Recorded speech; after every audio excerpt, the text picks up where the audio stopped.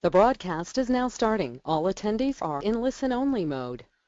Good morning, everybody. Welcome to today's webinar. This is the fourth in the series for the Supported Employment IPS training. Just a couple of reminders. If you are joining us with someone else, with a coworker, and you're not listed in my little list of attendees, please shoot me an email after the webinar and let me know. Also, if you're joining us just by telephone, please send me an email and let me know on that one as well. And then, yeah, just want to have as much interaction as possible. So feel free to raise your hand or submit a question, and we'll get those moved into the conversation. So without further ado, I'm going to turn things over to Doug. Well, thank you, Mr. Mork, as always. We're lucky to have you, and so is the University of Georgia. Thank you for all of your help. My pleasure. Well, as Michael said, this is our fourth webinar, even though you see number 3 there on the screen. It is our fourth webinar. Since we switched out our topics, as you recall from last week, and switched them around, I missed that, but we're all counting, so we know it's the fourth. Which brings me to a couple points, and that is that we are coming up on the fifth and final webinar next week, and we'll have some instructions here in a second just to remind you about how to plan. But today we're going to cover this notion of competitive employment, right? And just to, kind of preface that, in human services, in mental health and disability employment services, we've called lots of things employment, yes, that really were not things that we would consider employment. And so this approach, IPS supported employment, as well as, I might add, customized employment, puts a big emphasis on competitive integrated employment. And that is a phrase that shows up, if you'll remember the Workforce Innovation Opportunity Act of 2014 last week. We talked a little bit about that. That phrase, that definition shows up in that new federal legislation from last fall. And that's really important in terms of defining what it is we do. Now, as we get into that, we'll talk a little bit more about what that has meant in Georgia. But we're going to cover that, and we're going to cover what many of us, I think, first hear about when we hear about individual placements and supports as a supported employment evidence-based approach, and that is rapid placement, rapid engagement. So we're going to talk about those things today. For planning purposes, slide 17, that's slide 17, is when we'll open up the lines and have some discussion. If you haven't participated in the last 3 webinars, we'd love to hear from you. We like to embrace all voices, all points of view, so I guess a little challenge there. If you haven't participated, raise your hand, get involved, and let's hear from you. As you well know by now, we use a response question format, and you will have 2 more response questions. One today, after the webinar, of course, and then one next week at the same time on the 5th and final webinar. If you've answered those 5 response questions, you have been involved in all the webinars. You can miss one, as you recall, but you have to watch that in archive and still respond to the response question. If you do that and take the post-test, you will have completed the requirements for the UGA certificate in IPS supported employment. So just for planning, if you take a second, I don't know what everyone uses for their calendars, whether it's paper or a computer or a smartphone, make sure to plan for next Wednesday, to allot yourself 20 minutes before the close of business to take that post-test. As I've mentioned before, the post-test is exactly like the pre-test. We do not assign a score individually, only look at the aggregate scores for the group so we can see if I'm doing my work well enough in transferring knowledge. It's very, very rare that we have someone who doesn't improve on the post-test as a group. So make sure that next week when we're done, probably right at 11:30, that before the close of business you have 20 minutes. Also remember, you are timing yourself. So we don't want you to spend an hour on the post-test and have spent 20 minutes on the pre-test. That skews our information. Again, all we're looking at is, have I done a good enough job in transferring knowledge to you as a group? So please plan for that. You'll have instructions on submitting your final response question, but let me just say real quickly, and this has been in a couple of the emails, we want to send to Beverly, who will process all the UGA certificates, we want to send to Beverly your response questions in one Word document, right? One Word document. So if you're using another word processor, that's fine too. I'm sure she can open it. But the point is, we don't want you forwarding a bunch of emails that have your response questions in them. We want you to send her one Word document, one word processing document that has all of your response questions. That way, she can put that in the file, check it off, look for your pre-test and post-test, and issue you the UGA certificate. So that's next week, July 29th. As always, in the meantime, peruse the Dartmouth website for self-study. That is dartmouthips.org. Again, that's dartmouthips.org.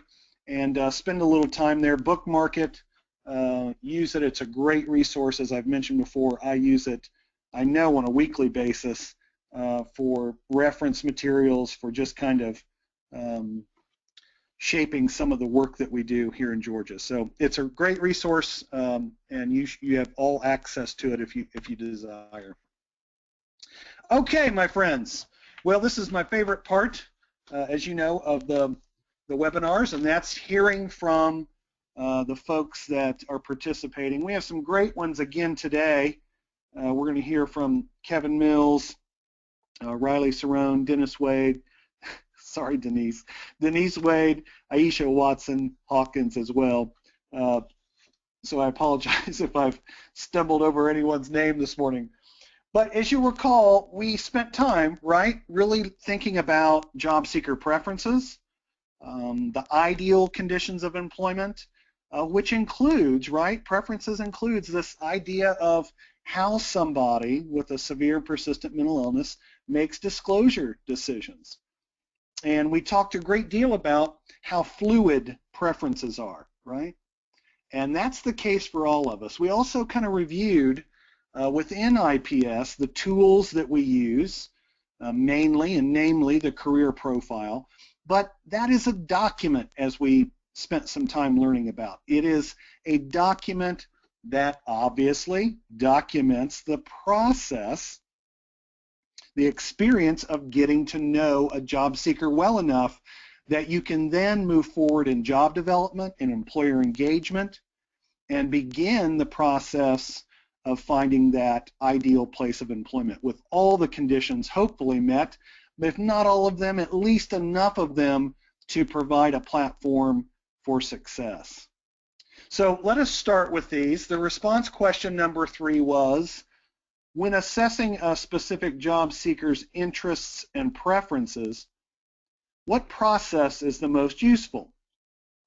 What role do the ideal conditions of employment play in a good job fit? And of course, as always, we encourage you to use examples to illustrate. So let's first hear from Kevin Mills at Briggs & Associates. Kevin says, the process that is most useful for assessing a job seeker's interests and preferences is using person-centered, holistic, i.e. all aspects of life, assessments. And Kevin differentiates that from non-traditional career assessments, which he uses examples like MAPS, essential lifestyle planning, PATH, and others. Kevin goes on to say, if a job seeker finds a job that has ideal conditions of employment, the person is more likely to be happy on the job, be more successful, and stay longer with that job. Kevin uses an example and says, I have an employee who enjoys staying busy on the move in a casual environment, walks all over the hospital and takes out trash, being friendly to lots of people at the hospital. The employee works with friendly coworkers and enjoys talking to those coworkers. So Kevin, what I really like there in that succinct kind of case example is you not only talk about the person's preferences for kind of that physical work, right? Moving around, being busy in an environment, but then you link that to what the culture of that workplace is, which are friendly coworkers who are willing to talk and chat. And that's a great way to kind of summarize two specific job interest sectors, right? One personal, about physical activity, and the other the kind of place the person works in. For example, this same person could be working in a hospital, still doing the same kind of physical work, moving around, staying busy, walking all over the hospital, but the coworkers may not be as nice and engaging. So those are both ideal conditions of employment. So thank you, Kevin. Great case example. Our second response question comes from Denise Wade, not Dennis. Denise, thank you. I got to say, Denise, you've been knocking these out of the park, and we really appreciate all of your responses. So Ms. Wade says from New Horizons in Columbus, one useful process is to go beyond simply asking the questions on the career profile. It is useful to develop a relationship with the individual and try to meet with them in settings other than the office. It is also useful to get out from behind the desk and minimize activities that highlight a power differential. Have a conversation with the person and ask follow-up questions. For example, after inquiring about their dream job, ask about ideal tasks, ideal work conditions, ideal work culture, and questions about what has worked and hasn't worked in the past. Denise goes on to say, ideal conditions of employment play an important role in a good job fit by locating employment that has conditions in which the individual is more likely to be successful. Examples of ideal conditions of employment include tasks, conditions, hours, interaction with customers, supervision, schedules, break, and culture.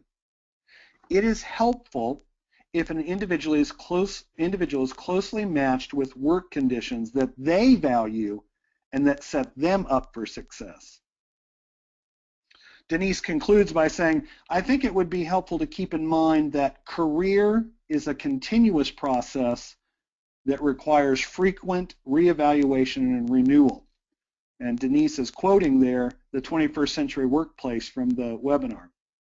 She says, this speaks to the fact that we all change and grow. As we do, our preferences likely change, and the ideal conditions of employment will change as well. Well said, Denise. Thank you. So our next one comes from Aisha Watson-Hawkins at DBHDD. And Aisha says, the role that ideal conditions of employment play in a good job fit means that the client likes the job. The client is able to perform the required duties, that pay meet the client's needs, etc. For example, if you had a client who expressed that they wanted to be a medical assistant. The client and staff job searched, filled out applications, interviewed for the job, got the job, and now is currently working as a medical assistant in a place of their choice.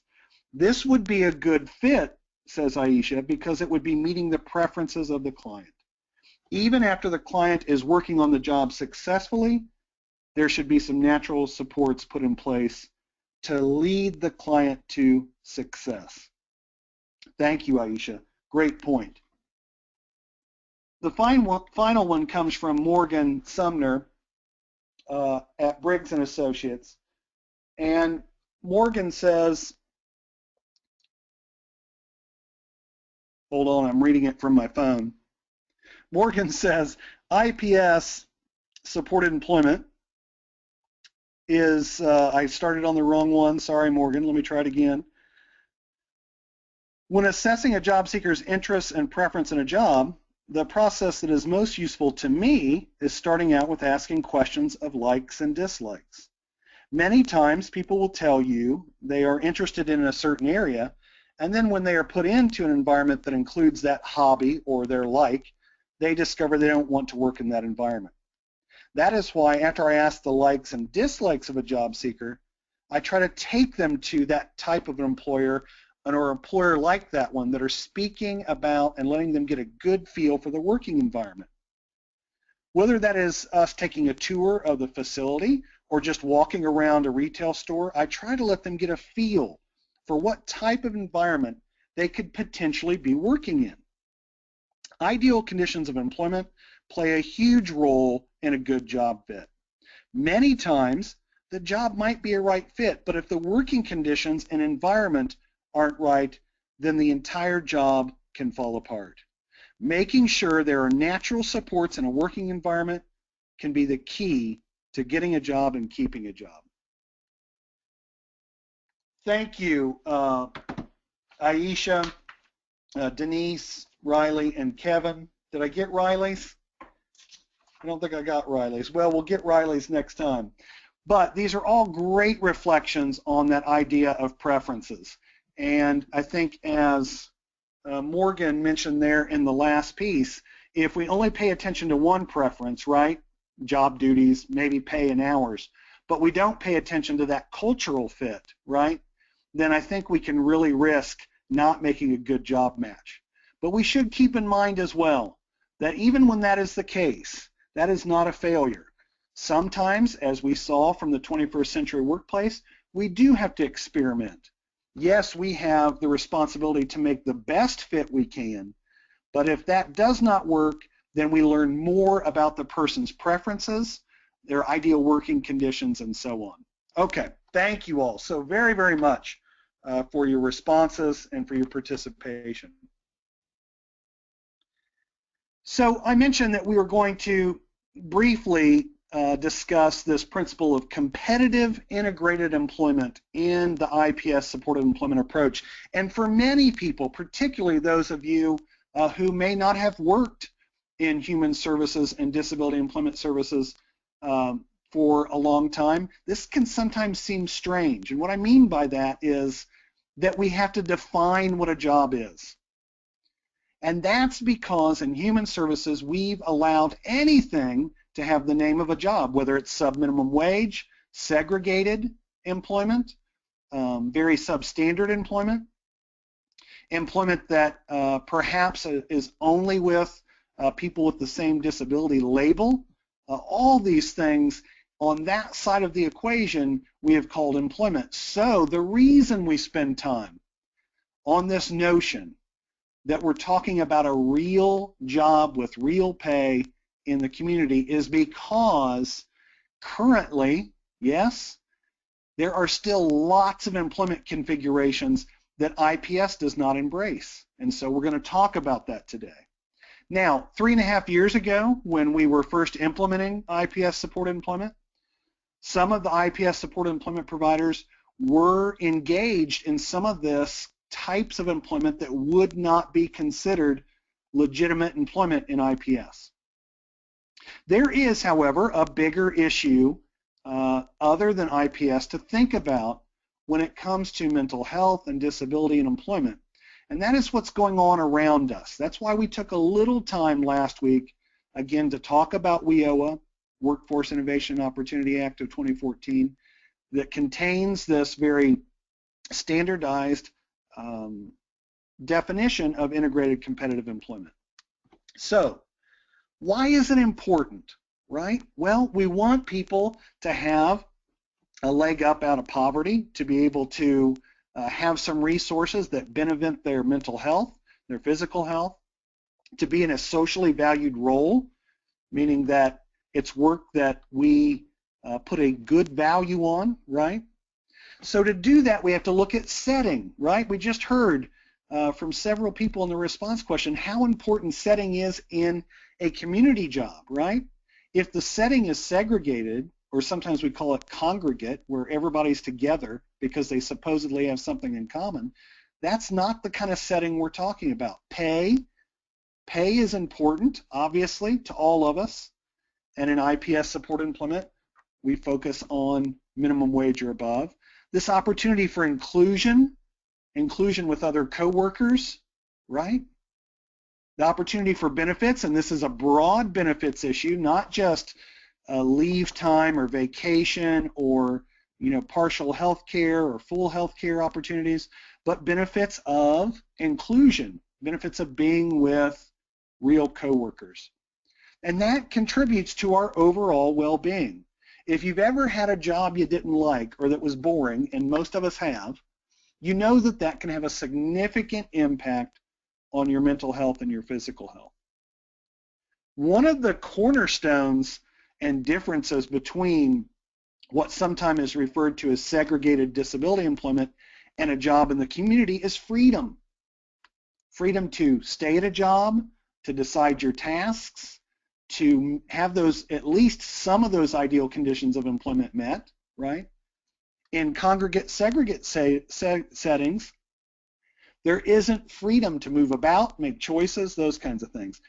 For all of us, we have to have this opportunity to grow and learn and to develop social capital. What is that? Well, we're going to talk about it a little bit in employer engagement, but social capital means we make real connections. There's a statistic that was coming around at the end of the economic downturn that for folks who could list 10 or more people at a job that they were laid off at or lost who were very close, if they could name 10 or more, they had about a 70% increase in the ability to find a job within the next 6 months after losing one. That means that the people we work with, whether they're employed at the same business or organization, but the people that we interact with, the people that we develop social capital with, often lead us to another job, to more opportunities to grow and learn. So maybe the best way to say this, my friends, is what happens if we don't talk about competitive integrated employment in IPS or in mental health and disability services? Well, if you don't know about this story, it is a heart-wrenching one, one that has really changed what we view as employment in the country. Back in 2011, there was a large story on Henry's Turkey Farm. To put it in a nutshell, it really set off something called Segregated and Exploited, a report by the National Disability Rights Association, really looked at sub-minimum wages, and you'll see that this was a horrible situation in Iowa, and these men who were frequently abused, both physically and verbally, were able to file a lawsuit. If you're interested in this, of course, you'll find more information than you ever hoped to. Probably one of the best stories about this is on the New York Times, called the Bunkhouse Boys, the Bunkhouse Boys. But we put in place in our public policy the conditions for this to happen, right? This was isolated, segregated employment. This person owned obviously a turkey farm that also butchered turkeys, and had a sub-minimum wage certificate, so he could pay these folks much less than minimum wage, many of them making just cents on the hour, and many of them, as you'll see if you visit the Bunkhouse Boys on the New York Times, making terrible wages, some of them trying to leave, to run away, and only to be caught and brought back. Now, you might ask, well, how is that possible? If you study any of this, you'll know that the Workforce Innovations Opportunity Act from last fall has put some restrictions on sub-minimum wages, but they still exist. And so this is not competitive integrated employment. It wasn't from the beginning. And this is an example of what can go horribly wrong when that happens. After the Henry Turkey's Farm event was really brought to light, the National Federation for the Blind, particularly Dr. Murr, started trying to boycott Goodwill, arguably one of the largest sub-minimum wage providers in the country. And this is not my text. This is text from the National Federation for the Blind. But you'll see then that obviously making 22 cents per hour, it is still legal, but it's not right. These are the things that we have to remember when we're thinking about competitive integrated employment. So I hope that kind of clarifies why IPS focuses on a very specific definition. And it was ahead of its time as Dartmouth formed IPS, and now the feds are making sure that competitive integrated employment is defined as well. We've got a couple goals today around what we're going to focus on. Obviously that competitive employment piece, but then we're going to get into, my friends, employer engagement, what we call rapidity of placement, rapidity of engagement in individual placements and supports, and how important that is to deliver high quality supported employment services. And these things are probably the crux, as I said before, of really how people think about IPS. If you ask people brand new to it, they'll say, isn't that the approach that you have to get somebody a job in 30 days? That's kind of accurate. So we're going to spend some time, as we always do, on those core definitions, on how that relates to implementing the approach to fidelity, and then finally some tools and techniques. So there are people who don't like the term competitive employment because they think it means that the person has to get the job completely on their own. So as we operationalize our terms, make sure you understand that. A competitive employment simply means that it is a job in the community that anybody can apply for. It doesn't mean you have to get the job on your own. It doesn't mean that once you get the job, you're solely responsible for making it work, right? Do we work in competitive employment? We do.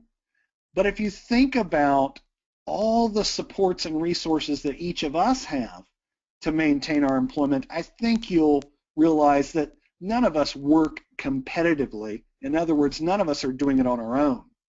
So let's look at the IPS core principle just to make sure that we're reiterating this, and you'll see that this links back to all those conditions we talked about in terms of setting and pay. Competitive jobs are the goal. These are jobs that anyone can apply for regardless of disability status. IPS clients who are working earn the same wage as their coworkers, at least minimum wage, and are paid directly by their employers. The jobs do not have artificial time limits arranged by the vocational program. Jobs may be full or part-time. Now, I think if you read that, you can see that it's very important for us to remember this as it relates to other parts of the system. For instance, if you're working with treatment teams and folks who have been in mental health or disability systems or maybe in vocational rehabilitation systems, sometimes you don't know that a program is not competitive. I can't tell you how many times someone told me they have a job and they're working someplace that's either a contract place, what we call a community rehabilitation provider, and it's not a competitive job. So it's important to keep that in mind because other parts of the system still operate on perhaps a different definition of employment. Well, in mental health, what does that mean then if we're talking about competitive integrated employment? Well, that means that we should be targeting resources on that goal, not on the goal of, say, volunteer work or work within a disability setting.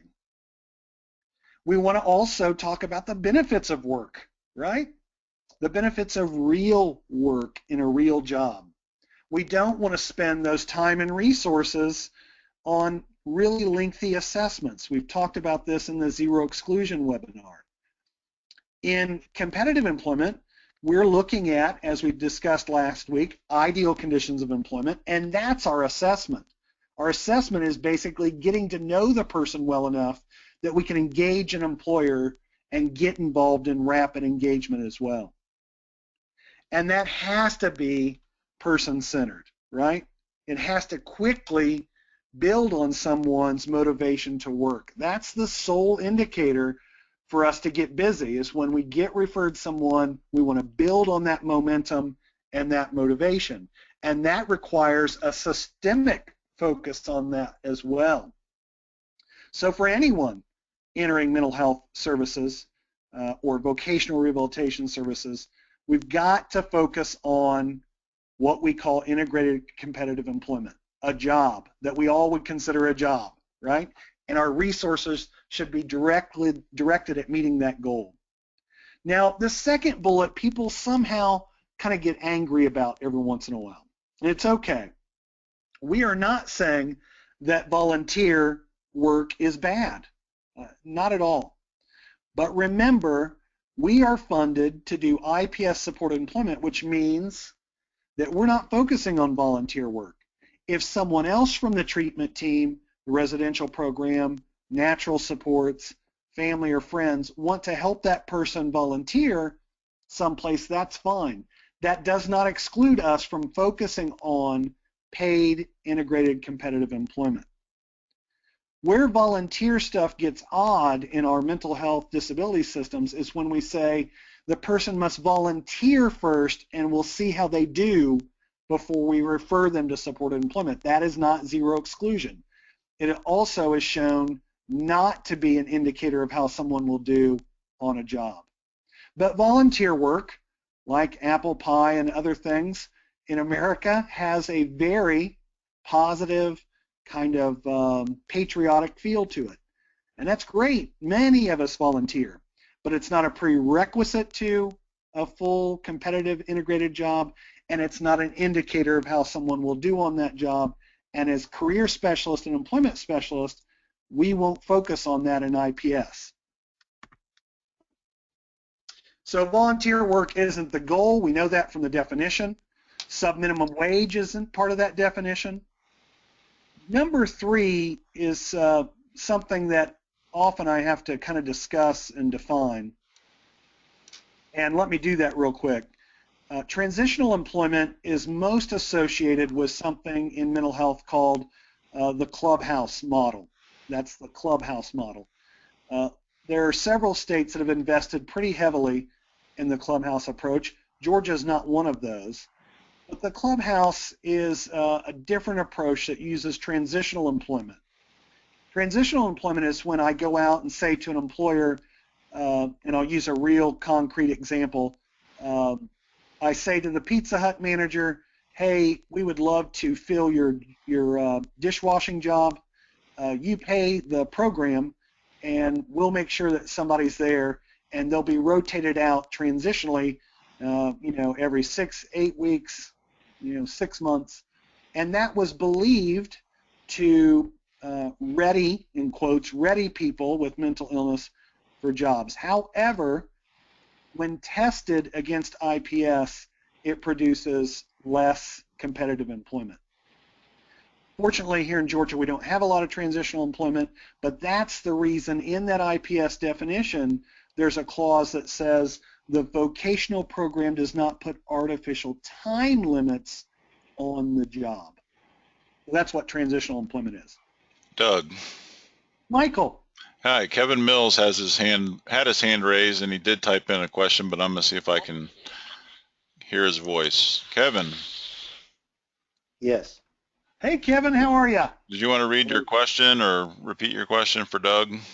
Well, on this section, I was thinking about when I job developing, running into managers who have had a lot of experiences with the unpaid high school readiness programs. Yep. Where they have a group of people usually that come in and one person from the program or 2 people to supervise. And I just kind of wanted to know what IPS best practices might say about these unpaid high school programs. Yeah, Kevin, man, well, thank you. And you're exactly right. I think most of us, if we do this for any period of time, run into that in our local communities. It's that alignment issue, right? That one part of the system in transition for youth with disabilities or, emotional or mental health disabilities, they're offering up free work. That, of course, is still legal as well. There's been some debate around how to change that. Here's how I handle it, though, and it happens again at least every couple of months when I'm working with teams. And I simply say, because I don't know any other way to do it, to say that's a different program. That's for youth in transition. I'm approaching you about somebody who is a really good fit for your business, and then I offer all the supports that I'll be providing or the team will be providing. I don't know any other way to differentiate it when it's a reality in our system. I don't want to poo-poo, right? Put down the transition programs because they're doing their work. And that's not to say that some students may or may not benefit from that. But my primary goal in that situation is to make sure I differentiate to the employer exactly what the differences are. Sometimes that works, and other times they choose to fill those unmet employer needs by using that unpaid stuff from transition. So Kevin, it's a great point. Does anybody else want to chime in approaches they use when they encounter that doing employer engagement? Christine Warren has a comment. Let's see. It says, Kevin, I have 2 people on my caseload that have been affected. Sorry. By that, when the employer realized that my clients were getting paid and not part of a school program, they cut their hours from 15 hours a week to 5 hours a week. Oh, that's terrible. If I could add something here, thank you, Christy and Kevin.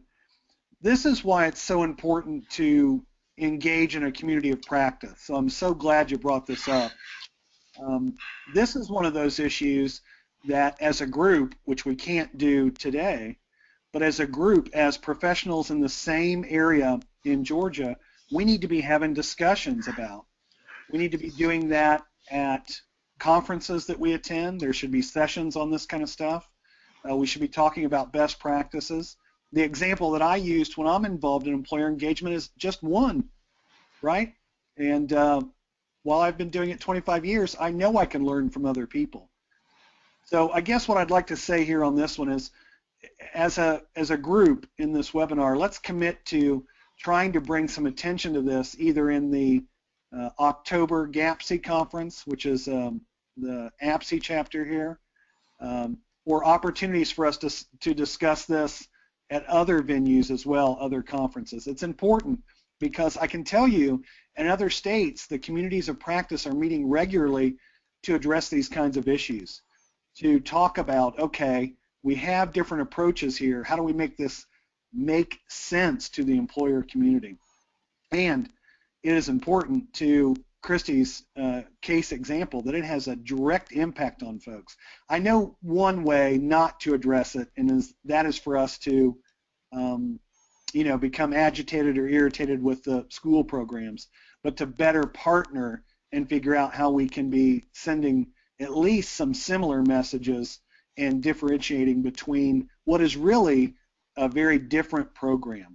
One focused on some non-paid experience, and what we're focused on, of course, is integrative and competitive. Thank you, Kevin. I will, I'm going to see if we can get this addressed at least in one session at the GAPC conference. So what we do know, again, to Kevin's point, is that this isn't unpaid, it's not an internship, it's not set-aside jobs that only people with disabilities can apply for. Sometimes you'll hear those referred to as niche jobs, or more frequently Source America jobs. Those are jobs that are often at military bases or kind of office settings where there's cleaning being done. Sometimes those wages are pretty good for people, but you can't apply for it if you don't have a disability. And of course, pre-vocational stuff, right? Readiness stuff. That doesn't count as part of the IPS approach either. And as I said, back 3.5, 4 years ago, when we first started working in mental health and supported employment, lots of programs still were doing some of these things and calling it supported employment, calling it integrative competitive employment. That's why it's so important to look at that definition. And as we've heard from Kevin and Christy, it has implications on lives of folks with disabilities. So often people will say, well, what if we create a job or carve a job out, right? What about self-employment? We spent a little time on that last week as it relates to consumer preferences. You know, that's where that kind of appears for the first time. What about these group-supported employment models, sometimes called enclaves?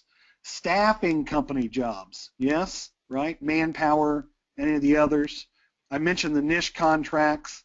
And finally, what about working for cash for friends or family members? Well, just a little bit of answers to that before we move on here, and that is that creative and carve jobs that pay minimum wage or above are customized. They're truly individualized. In other words, they meet the ideal conditions of the employer and, of the job seeker and the unmet needs of the employer. So it has to be connected to the career profile and the treatment team involvement. Obviously, self-employment is a legitimate outcome in IPS if it produces minimum wage or better. And so we don't want to be assisting and supporting people in hobby businesses that don't produce enough income to make a difference in their quality of life, their ability to connect, move to the next step. Group, enclave, niche or Source America jobs, none of those count in IPS supported employment. And you can have whatever opinion you do of that, right? But they just don't count in IPS, and we can't do those. So the focus on work should always be person-centered, as we've learned, and really contain a very specific job development strategy.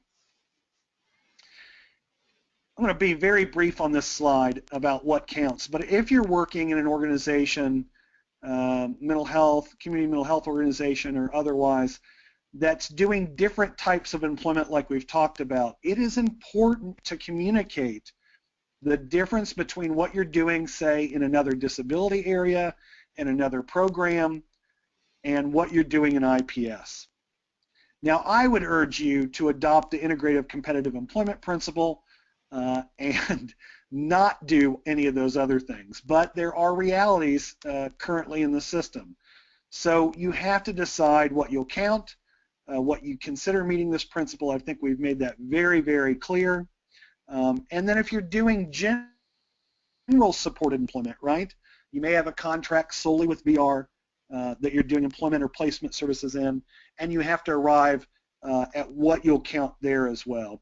You have to be able to communicate that to your stakeholders, and for me, my bet is if you keep it focused on competitive integrated employment, you'll reduce all the confusion.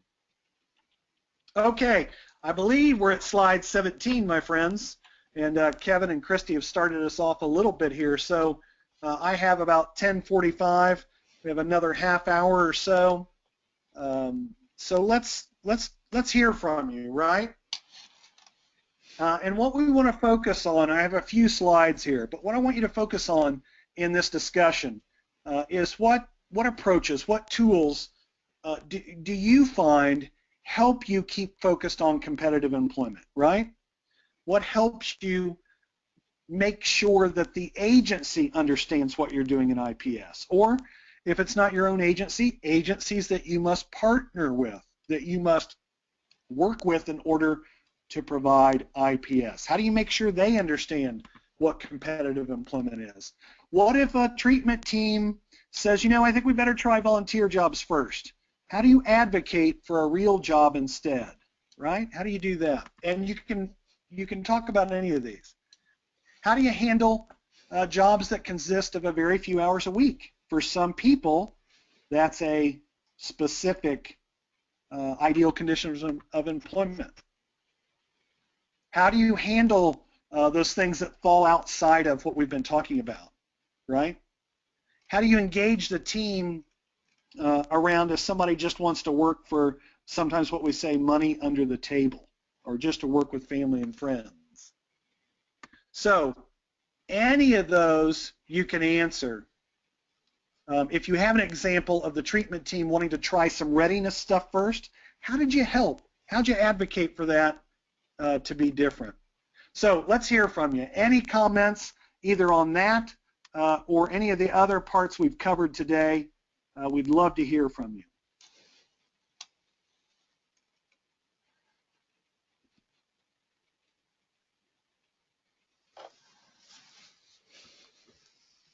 I'll take a sip of coffee while we're listening for those hands shooting into the air. Feel free to type in too. So let me be real concrete if I haven't been. How are you handling it when somebody wants to work, but they just want to work for a friend or family member and be paid cash?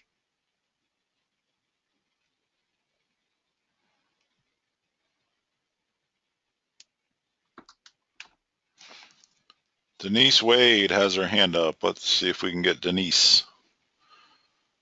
Good morning. Hey, Denise, you were on track to get the Most Valuable Player award. Awesome. Very good. I'm trying to learn all that I can in this process with the training, so I appreciate it. What's on your mind? I can't really answer how we would handle someone who just wants to work for cash under the table, because I've not heard that discussed in the brief time I've been here. But I think what helps for New Horizons for us to keep our job development focused on competitive employment and working with treatment teams is just to educate them on what supported employment is, what we do, what our goals are. So the treatment team meetings I've been to, there hasn't seemed to be any expectation communicated that people referred would have anything other than competitive employment. That's excellent, Denise. Now, you said that New Horizons, you take those opportunities to talk about that. Is that what you attribute that clear understanding, is because you're frequently talking about the goals and objectives and approaches in IPS? That's right. So when we go to treatment team meetings, and sometimes we go to other department meetings and program meetings and talk about what we do with the mental health supported employment. So I've not heard any expectation at any meeting voiced that jobs wouldn't be competitive. Excellent. I've not heard anyone say, hey, you know, they can get a job with, you know, person A, you know, for cash under the table. It's just, I've not heard it come up. Excellent. Well, that, I think you should feel great about that as an organization, because it really is important. You mentioned going to other parts of the organization and just taking that time to explain what you're doing in IPS supported employment and how it is different from maybe what we focused on in the past is so important, because those other parts of the organization are many times the referral points. And so it's so important to have that clear expectation. Thank you, Denise. As You're always, welcome. my friend. Thank you.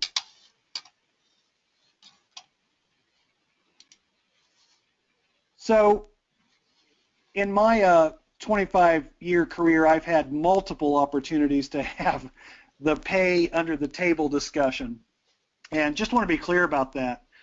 In IPS supported employment, we cannot do that. If somebody is interested in that and they're doing that on their own, that is certainly their business.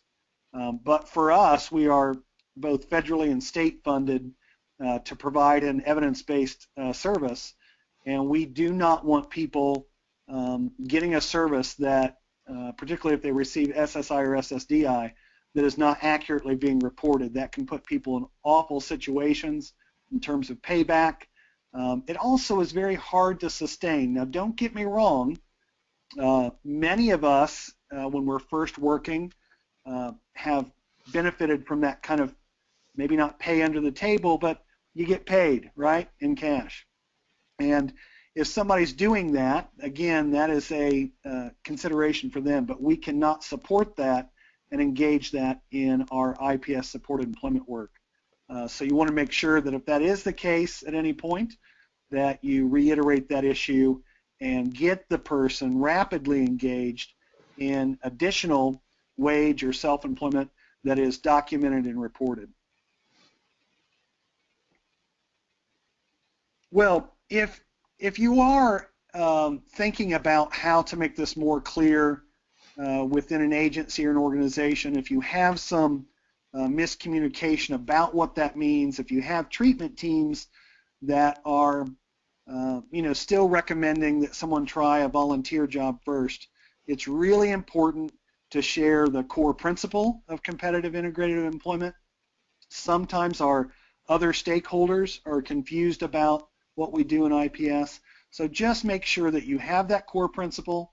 As Denise says, you're taking time to be very concrete and clear about what our focus is. And if you have these situations pop up in treatment team meetings, it's a great opportunity to address it and further clarify. So I want to just talk a little bit about this, jobs that are less than part-time and full-time, 10 hours or below. Yes. Doug, sorry, we have a couple comments that just came in. One from Aisha Hawkins, and she writes, as a tool that helps me keep focused on competitive employment, our wages, hours, etc., just being around other people within a working environment that also share the same duties and also has competitive wages. That's an excellent point, Aisha, right? Immersion into that is such an important aspect to making sure that it's clear. Excellent point. And then Kevin Mills writes, is it okay to ask a client to use a 1099 form? Most times they qualify for earned income tax credit and don't pay taxes. Absolutely, Kevin. Best practice. And that is something that you can assist with, right? And if not directly, making sure the support or treatment team is helping with that as well. Good point. I love it. Thank you, you guys. You're so engaging. I appreciate it. Thank you, Michael. Mm-hmm. So under 10 hours, this is a starting point for somebody. I have worked with numerous folks who, for whatever reason, medication issues, energy levels, fear about being able to, perform, fear that somehow making too much or working too many hours is going to impact their benefits. Those are legitimate concerns and also part of consumer preferences that we document inside the career profile. However, we don't want people staying at this point. This is a starting point. So if someone wants to work less than 10 hours a week, we don't want to see that in a year the same, right? We want to be able to help through that work experience, highlight and illustrate that this work, these 8-10 hours, have not impacted the person negatively, and have a plan to get that person up to at least 20 hours. Obviously, full-time employment is our goal, but we are taking in and balancing consumer preferences in work as well. My point here is just have a plan for it. Where what is not best practice is for us to look at someone's caseload or an organization's, if you will, slots for supported employment and see that all 40 are working 15, 10 hours or below. Not everyone's going to have that preference, and many times it says much more about our employer engagement skills and abilities than the person's preferences. So if that's the case, have a plan that the treatment team embraces as well. Okay, so let's real quickly look at the fidelity items related to competitive employment. These are really things that we've talked about already in this relationship to this definition, but this is inside the fidelity review. In other words, you're providing IPS supported employment, your organization or agency is being rated on these bullets here. So again, not temporary or time-limited status, right? Not transitional employment slots. That the employment specialists are making contacts based on the person's preferences, right? Not just relying on what positions are open or that we know about. That employment specialists are building relationships, multiple visits in person, And of course, that links competitive employment right to rapid placements. That's the great thing about IPS. If you look at it, every one of these core principles link to one another and drive the associated measurements or metrics or outcomes. So this is the inside the fidelity piece of what we'd be rated on. I don't think I mentioned as we went through the slides on competitive employment this notion of working with temporary companies, Randstad, Manpower. In some locations that I've worked with staff, that is the process of getting hired at a specific employer. If that's the natural process that that company uses, then that's fine if it links to consumer preferences. For instance, I was working in a community last year where in the carpet factories, that's all the 3 or 4 carpet factories did was they worked with a temp agency, and that's the only way you got hired. But it wasn't a temporary situation set up by the disability employment entity. I hope that makes sense and it's clear. Okay. This is probably something that you, at least for me, I get kind of excited about. Inside the Fidelity Review on the work that we do, we look at the diversity of jobs and employers. So in other words, if someone's doing a Fidelity Review and every person that you're working with works in a restaurant, that's not diversity of job types, right? And that tells us that we're probably not focused too much on preferences of the consumer, but more focused on the labor market or what we're comfortable with in terms of engaging employers. So you can't have all the job types the same. The other side of that is true too. You can't have one employer employing everyone or 2 or 3 employers. That means that we're not also engaging different types of employers as well as different types of jobs. And that bolsters really this expectation that we're linking how we're engaging employers and diversity of jobs to consumer preferences, right? So you got to think about that. One way to do that is to look at the folks you're working with. Are they all in the same types of jobs? Are you only working with 2 or 3 employers for, say, 20, 30 people? That would tell you that you're not going to do well on this diversity piece. Okay, we have finished, my friends, with the principle of competitive employment, and we're going to start in on rapid placement and employer engagement, and we'll see where we get in the next 15, 17 minutes. Rapid placement is also referred to as rapid engagement. And as we have talked about, I think, probably in at least 2 of the webinars, this push and pull in IPS supported employment is related to, right, being person-centered, paying attention to consumer preferences and ideal conditions of employment, at the same time doing it with some rapidity, doing it with some urgency. And those 2 expectations play off of themselves as we do our work. And they should. That's important. In other words, we can't be so focused on consumer preferences and afraid of doing rapid engagement that we know a lot about the person, but they haven't been in front of an employer for 6 months, right? It is a balancing act, and one that, if I could give you a tip, is important to learn how to manage, because it is really the tension that exists, the good tension that exists in this approach. For numerous years, people could be involved in supported employment and never get to work. That's not best practice. The other side was true too, that people went through 8, 10, 15 jobs all in the same kind of setting because we weren't paying attention to consumer preferences. Okay. So here's this definition, my friends. This is the definition right from IPS, that employer contact begins rapidly after clients, consumers, job seekers enter the program. Rapidly. This core principle links back again to that zero exclusion piece, doesn't it? There are no requirements for vocational testing, work samples, employment groups, or other pre-vocational activities. See, if you do those things, you can't build on the motivation. Instead, the career specialist, the employment specialist, and or client consumer have face-to-face contact with an employer within 30 days after the IPS appointment.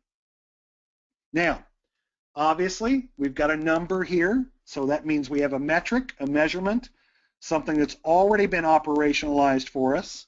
The only thing that hasn't in this standard definition is that after the first IPS appointment. We're going to talk a little bit about that.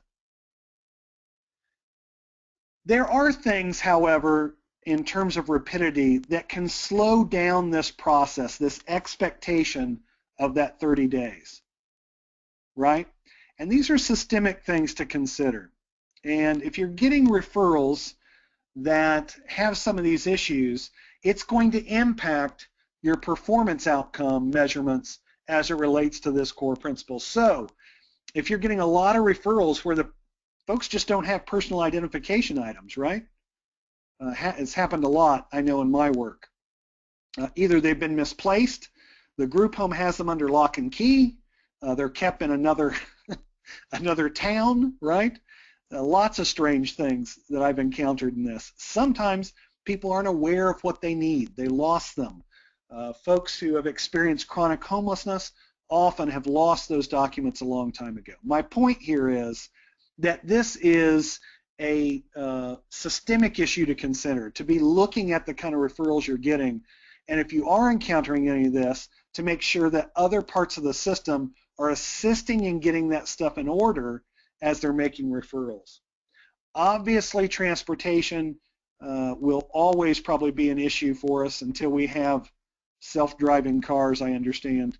But transportation is an issue both in rural and urban areas and can slow down that 30 days. I don't have a lot of great tips for that other than as you're doing the career profile, you've got to be able to figure out how the person is going to get to those interviews, get in front of the employer.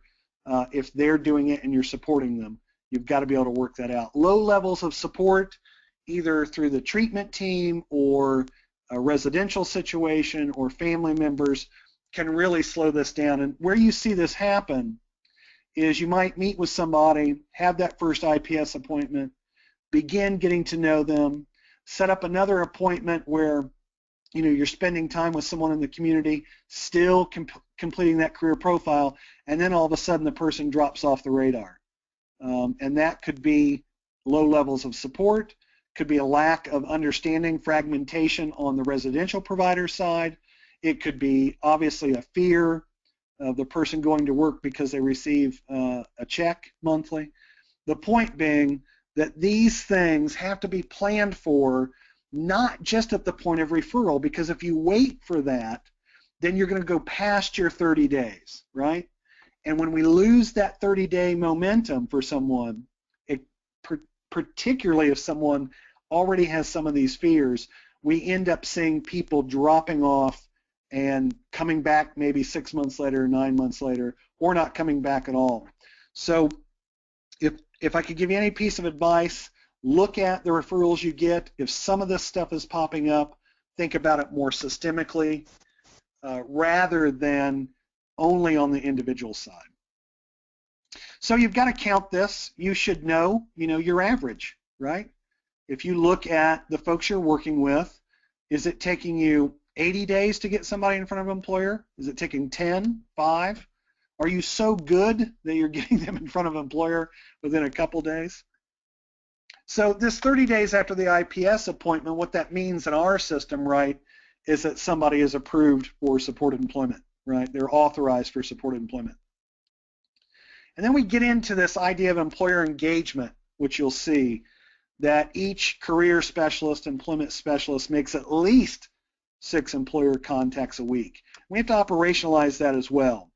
And the reason we talk about that is because 30 days and 6 contacts a week, those can be met, right, and still not be quality.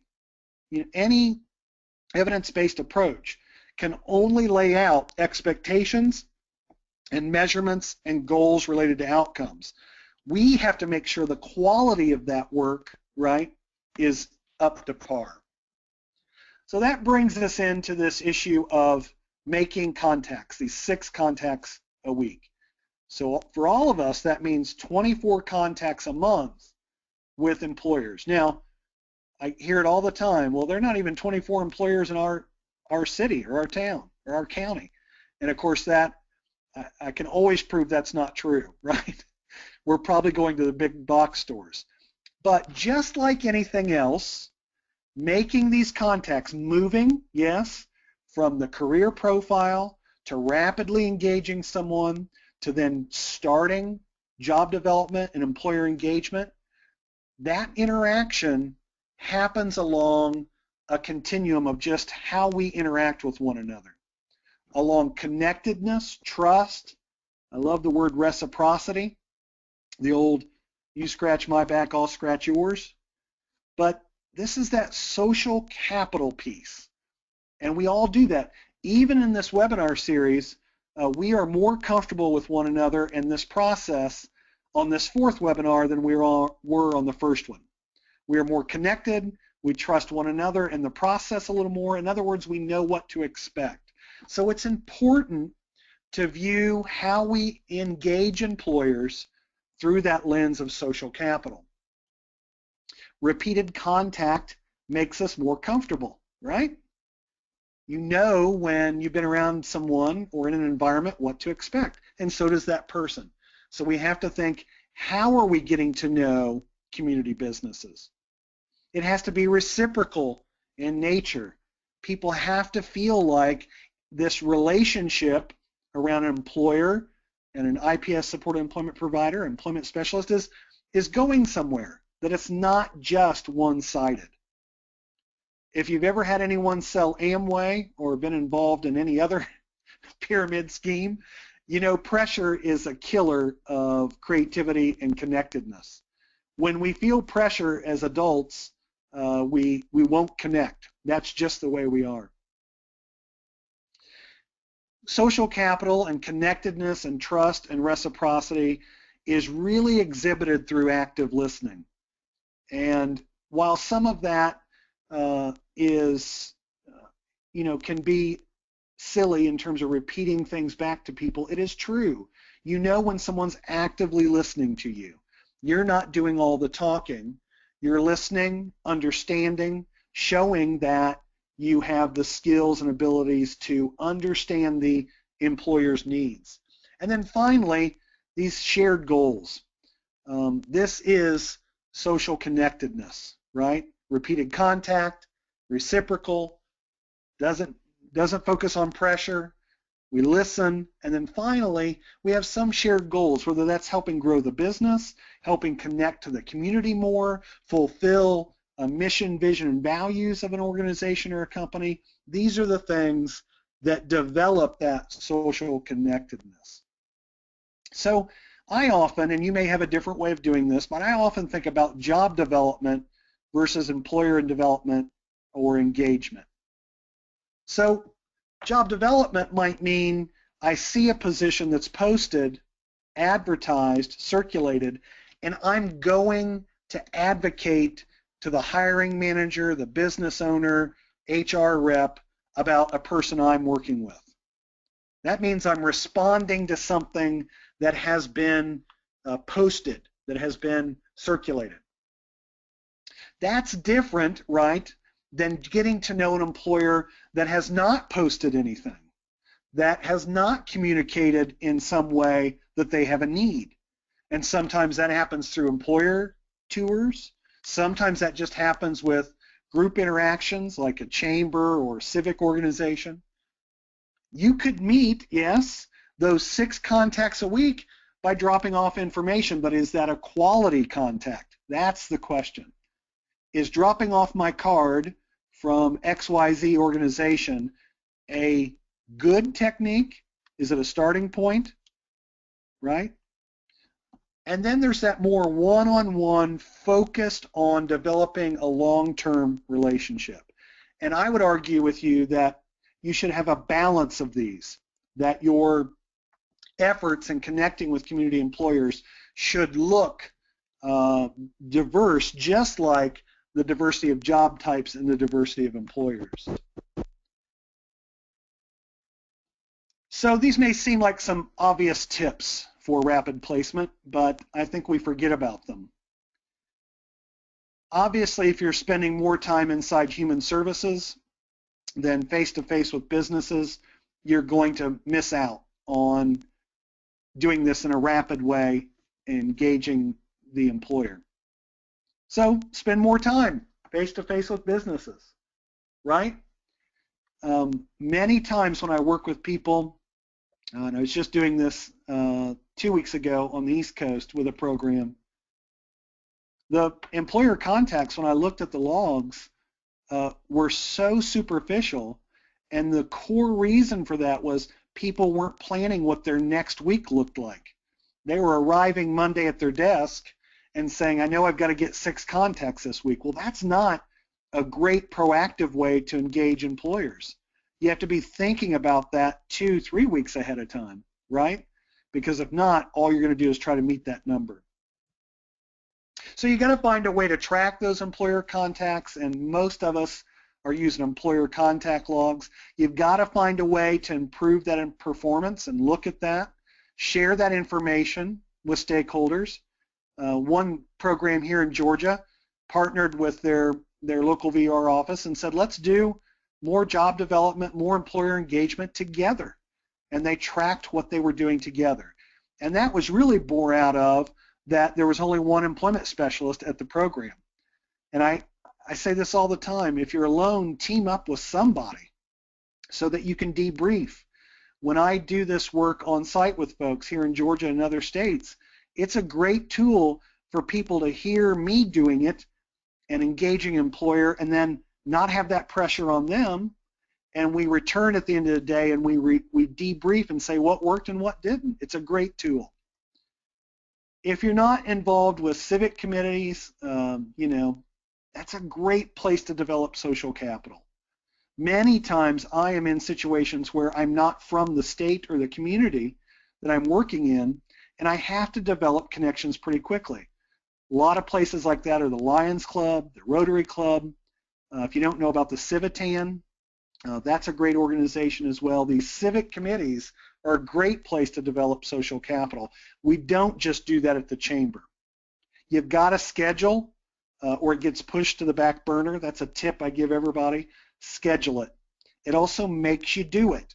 Some people are still pretty afraid to talk to employers.